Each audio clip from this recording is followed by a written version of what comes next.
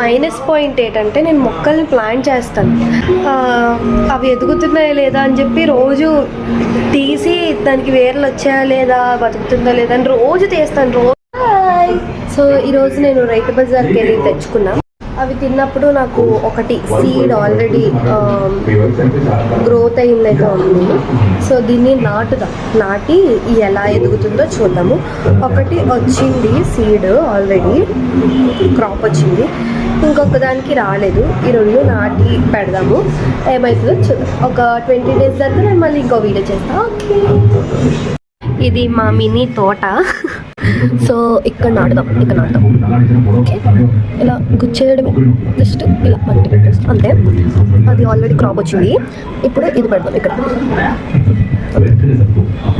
అంతే.